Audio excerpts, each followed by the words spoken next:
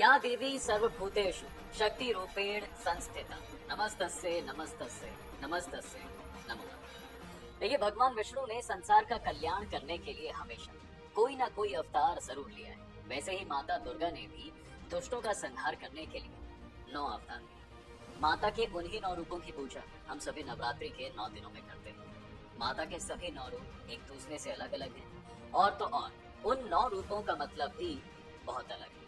तो क्या आपको माता के उन 9 रूपों की जानकारी है? क्या आपको पता है उन्होंने ये 9 रूप क्यों लिए थे? अगर नहीं तो ज्यादा दिमाग पर जोर डालने की जरूरत नहीं है, हम आपको इस बारे में इजी वे में बताते हैं। माता शैलपुत्री शुक्ल पक्ष की प्रतिपदा को पहला नवरात्रा होता है। नवरात्र के सबसे पहले दिन देवी माँ का पहला रूप यानी माता शैलपुत्री की पूजा की जाती है। देवी ने पर्वतराज हिमालय की बेटे के रूप में जन्म लिया, जिस वजह से उनका नाम शैलपुत्री रखा गया। अब इस रूप में माता के एक हाथ में त्रिशूल और दूसरे हाथ में कमल मौजूद रहता है और वो वृषभ पर विराजमान रहती है। कहा जाता है कि माँ शैलपुत्री को संपूर्ण हिमालय पर्वत समर्पित है। इस दिन व्रत रखने के बाद देवी के चरणों में गाय का शुद्ध घी अर्पित किया जाता है, जिससे भक्तों को आरोग्य का आशीर्वाद भी मिले और व्रत रखने वाले को किसी तरह की कोई बीमारी ना हो। माता ब्रह्मचारिणी, लेकिन नवरात्रि के दूसरे दिन माता के दूसरे रूप यानी कि देवी ब्रह्मचारिणी की पूजा की जाती है। ब्रह्म का मतलब यहाँ पर है तपस्या और चारिणी का मतलब है आचरण। जी हाँ, देवी पार्वती ने भगवान शिव को पति के रूप में पाने के लिए कठिन तपस्या साधना की थी। उसी रूप की वजह से उनका नाम ब्रह्मचारिणी पड़ा। देवी के दाएं हाथ में जप के लिए माला और बाएं हाथ में कमंडल होता है। उन्हें साक्षात ब्रह्म का रूप माना जाता है। इस दिन माता को खुश करने के लिए उनको शक्कर का प्रसाद चढ़ाया जाता है। देवी की पूजा से तप, त्याग, संयम की प्राप्ति होती है और तो और उनके इस स्वरूप को अत्यंत ज्योतिमय और भव्य माना जाता है। माता चंद्रघंटा, देखिए देवी के तीसरे रूप में माता चंद्रघंटा की पूजा की जाती है। उनके रूप की अगर बात करें तो उनके माथे पर चंद्र अर्ध स्वरूप में विद्यमान है। नवरात्र के तीसरे दिन इनका पूजन अर्चन किया जाता है। देवी की सवारी बाघ है और उनके 10 हाथ में कमल, धनुष, बाण, कमंडल, गदा, पुष्प जैसे अस्त्र होते हैं। इनके कंठ में सफेद फूलों की माला और शीश पर मुकुट होता है। माँ चंद्रघंटा की पूजा नवरात्रि के तीसरे दिन करने से भक्तों को सांसारिक दुखों से मुक्ति मिल जाती है और उसे परम आनंद की प्राप्ति भी होती है। माता की पूजा करते समय उनको दूध या फिर दूध से बनी मिठाई, खीर का भोग लगाया जाता है। चौथा, माता कूष्मांडा, देखिए नवरात्रि के चौथे दिन देवी कूष्मांडा की पूजा अर्चना की जाती है और इन्हें दुर्गा माता का चौथा रूप माना जाता है। जी, देवी ने अपनी मुस्कान से ब्रह्मांड की रचना की थी, इसलिए इन्हें सृष्टि की आद्य शक्ति के रूप में भी जाना जाता है। इनका रूप बहुत ही शांत, सौम्य और मोहक माना जाता है। इनकी 8 भुजाएं होती, जिसकी वजह से इन्हें अष्टभुजा भी कहते हैं। इनके 7 हाथों में कमंडल, धनुष, बाण, फूल, पुष्प, अमृत, कलश, चक्र, गदा है। 8वें हाथ में सभी सिद्धि को देने वाली जप की माला होती है और इनका वाहन शेर है। अब देखिए, चौथे नवरात्रे को जो जन पूर्ण विधि विधान से व्रत करता है उसके सारे रोग नष्ट हो जाते हैं, बुद्धि का विकास होता है और साथ ही साथ निर्णय करने की शक्ति भी प्रदान होती है। आखिर में पूजा करने के बाद देवी को मालपुओं का भोग लगाया जाता है। माता स्कंद माता, देखिए अश्विनी के मास में देवी दुर्गा के विभिन्न रूपों की पूजा की जाती है। 5वें दिन माता स्कंद माता की पूजा की जाती है। बता दें कि स्कंद माता नाम 2 शब्दों से मिलकर बनता है, स्कंद और माता। स्कंद प्रभु कार्तिकेय का दूसरा नाम है और कार्तिकेय जी भोलेनाथ और माता पार्वती के पुत्र हैं, इसलिए स्कंद माता का अर्थ है कार्तिकेय की माता। उनकी 4 भुजाएं हैं। एक वो हाथ में कार्तिकेय को पकड़े हुए हैं तो दूसरे और तीसरे हाथ में कमल रखती है। इसके अलावा वो अपने चौथे हाथ से भक्तों को आशीर्वाद भी देती है। माता का वाहन शेर है और वो हमेशा कमल पर विराजमान रहती है। 5वें दिन माता के इस रूप की आराधना करने से व्रत रखने वाले को सभी सिद्धियां प्राप्त होती हैं और शरीर स्वस्थ रहता है। इस पूरे दिन व्रत रखने के बाद माता को केले का भोग लगाया जाता है। माता कात्यायनी, अब बात आती है माता कात्यायनी की, जो कि माता दुर्गा का छठा रूप। अश्विनी मास की षष्ठी तिथि को माँ के इस रूप की पूजा की जाती है। बता दें कि देवी कात्यायनी ऋषि कात्यायन की पुत्री है। माँ को अपनी तपस्या से खुश करने के बाद उनके यहाँ देवी ने पुत्री रूप में जन्म लिया था, इसी कारण वो कात्यायनी कहलाती। इस दिन उन्हें भोग में शहद दिया जाता है। उनकी पूजा करने से भक्तों को अर्थ, धर्म, काम मोक्ष आदि फलों की प्राप्ति हो जाती है और उनके सभी रोग भय दूर हो जाते हैं। माता कालरात्रि, देखिए सप्तमी तिथि में देवी माँ के कालरात्रि स्वरूप की अर्चना की जाती है। काल का अर्थ मृत्यु होता है और रात्रि का अर्थ अंधकार होता है, जिसका मतलब अंधकार व अज्ञानता की मृत्यु होती है। माँ कालरात्रि दुर्गा का सबसे भयानक रूप है। उनके गले में विद्युत की माला और बाल बिखरे हुए हैं। माँ के 4 हाथ हैं, जिसमें उनका एक हाथ वर मुद्रा में है, जिससे वो भक्तों को आशीर्वाद देती है। दूसरा हाथ अभय मुद्रा में है, जिससे वो भक्तों की रक्षा करती है। तीसरे हाथ में उन्होंने वज्र पकड़ा हुआ है और चौथे में नुकीला कांटा।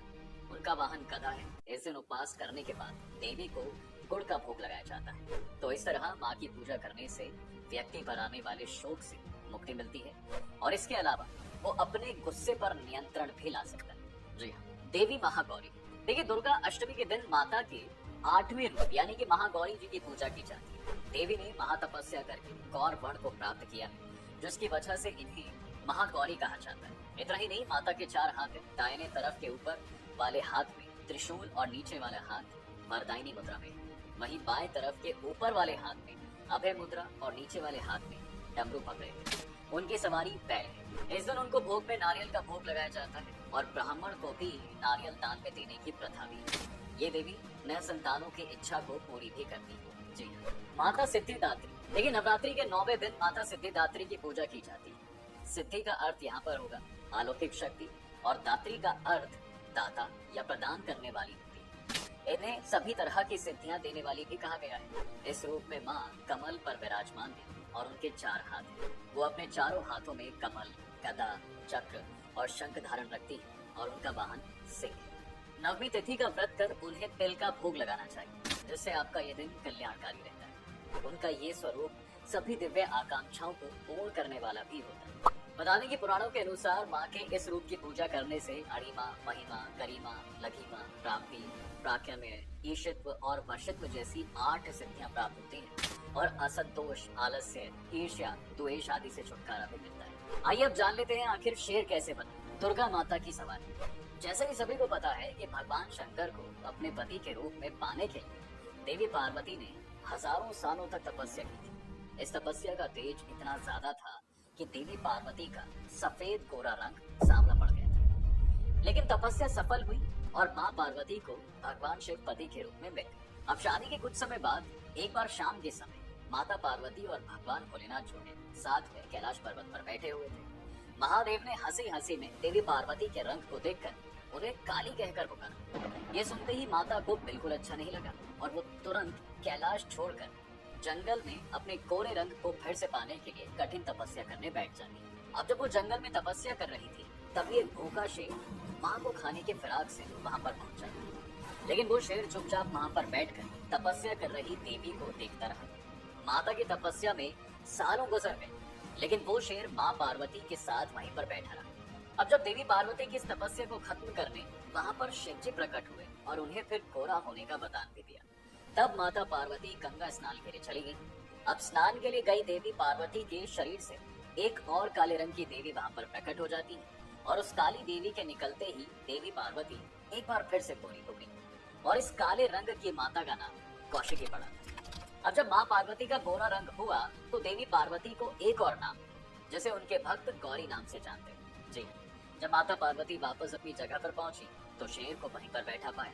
अब इस बात से खुश होकर माता गौरी ने उस शेर को अपना वाहन बना लिया था और वो शेर पर सवार हुई। यही वजह है कि माँ दुर्गा को शेरे वाली माँ भी कहा जाने लगा था। लेकिन क्या आपको ये पता है कि देवी दुर्गा की उत्पत्ति आखिर कैसे हुई थी?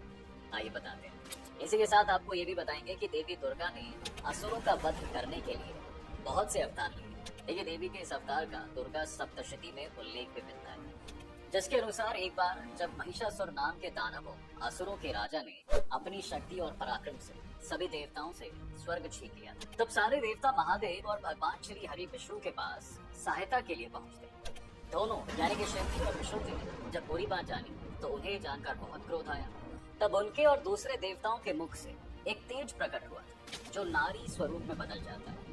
अब शिव जी के तेज ने माता को मुख, यमराज के तेज ने केश, विष्णु जी के तेज ने भुजाएं, चंद्रमा जी के तेज ने वक्षस्थल, सूर्य के तेज ने पैरों की अंगुलियां, यक्ष कुबेर के तेज ने नाक, प्रजापति के तेज ने दांत, अग्निदेव के तेज ने तीनों नेत्र देवी संध्या के तेज ने भ्रकुटी और वायुदेव के तेज ने कान दिए। जिसके बाद माता को शास्त्रों से सुशोभित किया गया। वहीं देवी दुर्गा को देवताओं ने अपने अपने अस्त्र शस्त्र और हथियार सौंपे थे ताकि असुरों के साथ होने वाले युद्धों में जीत हासिल हो सके तथा धर्म हमेशा स्थापित रहे, अधर्म का खात्मा। देवी के 18 हाथ उनके महालक्ष्मी स्वरूप में दिखाई देते हैं। इस स्वरूप का वर्णन करते हुए कहा गया है कि मैं कमल के आसन पर बैठी हुई प्रसन्न मुख वाली महिषासुरमर्दिनी भगवती महालक्ष्मी का भजन करता हूँ, जो अपने हाथों में अक्षमाला, फरसा, गदा, बाण, वज्र, पद्म, धनुष, कुंडिका, दंड, शक्ति, खड़ग, ढाल, शंख, घंटा, मधुपात्र, शूल, पाश और चक्र धारण करती। बता दें कि इनमें से बहुत से दिव्यास्त्र कई देवताओं द्वारा देवी को अर्पण किए गए। माता दुर्गा ने दाएं हाथ में त्रिशूल धारण कर रखा है, जिसके बारे में बताया गया है कि ये त्रिशूल शिवजी ने अपने शूल में से निकालकर उन्हें सौंपा था। वहीं अग्निदेव ने देवी को शक्ति दिव्यास्त्र भेंट किया था जब युद्ध भूमि में महिषासुर के साथ साथ कई दैत्य रथ, हाथी, घोड़ों की सेना के साथ साथ चतुरंगड़ी सेना से लेकर युद्ध के लिए आए। तब देवी माता अपनी इसी शक्ति से उन्हें रौंद डालती थी और इन सभी का देवी माता ने अपने इसी बल से वध भी किया था। और तो और रक्त बीज और दूसरे दैत्यों को मारने के लिए देवी ने चक्र का इस्तेमाल किया था। जी देखिए, अपने भक्तों की रक्षा के लिए देवी को ये चक्र भगवान नारायण ने अपने चक्र से उत्पन्न करके दिया था। इतना ही नहीं, पृथ्वी, आकाश और पाताल सभी लोगों को अपनी ध्वनि से कंपायमान कर देने वाली शंख जब ऊंचे स्वर में युद्ध भूमि में गूंजी, तब दैत्य, असुर, राक्षसों की सेना रणभूमि छोड़कर भाग खड़ी होती थी। वो भय से कांपने लगते थे। ये चमत्कारी शंख देवी को वरुण देव ने खुद भेंट किया था। वहीं तीनों लोगों के क्षोभग्रस्त हो जाने पर जब राक्षस माता दुर्गा की ओर हथियार लेकर दौड़े थे, तब देवी ने ही धनुष बाणों के प्रहार से पूरी सेना का सर्वनाश किया था। आपको बता दूं कि माता को ये धनुष और बाणों के भरे हुए 2 तरकश पवन देव ने दी।